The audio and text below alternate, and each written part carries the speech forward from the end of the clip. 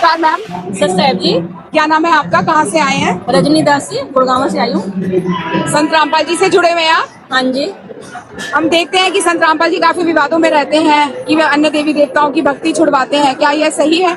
नहीं, वो अन्य देवी देवताओं की भक्ति छुड़वाते नहीं है, वो बल्कि उनकी सही भक्ति विधि बताते हैं, क्योंकि जो वेदों में प्रमाण है उनकी जो भक्ति का जो मेन साधन है वो कराते हैं हमारे संत रामपाल जी महाराज। जो आज तक हम भक्ति करते आ रहे थे वो शास्त्र विरोध भक्ति करते आ रहे थे, और संत रामपाल जी महाराज जी जो है शास्त्र के अनुकूल भक्ति कराते हैं हमारे से। किसको परमात्मा बताते हैं संत जी?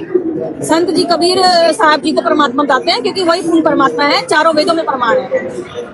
तो जैसा कि हम देख पा रहे हैं, कबीर जी का दिवस ये प्रकट दिवस के रूप में मनाया जा रहा है, कोई जयंती के रूप में नहीं। इसका क्या कारण है?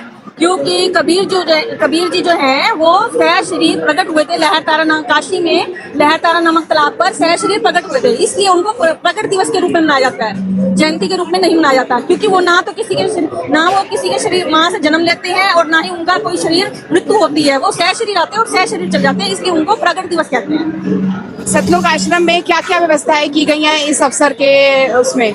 सतलोक आश्रम में देखिए, जैसे देश मुक्त विवाह, ये अखंड पाठ चलता है 3 दिन का, गरीबदास जी महाराज जी का भंडारा, देसी घी का भंडारा चलता है, दंत चिकित्सा है, आंखों की चिकित्सा है यहाँ पे, और प्रदर्शनी लगी हुई है, काफी सारे यहाँ पे देखने को मिलते हैं। प्रदर्शनी का क्या महत्व है?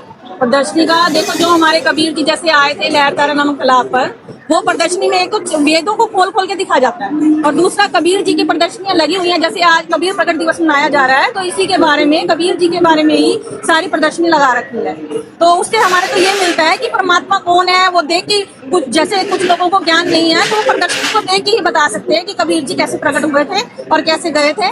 तो इसी प्रदर्शनी से हमें ये लाभ मिलता है, और वेदों को खोल खोल के दिखा रहे हैं यहाँ पे।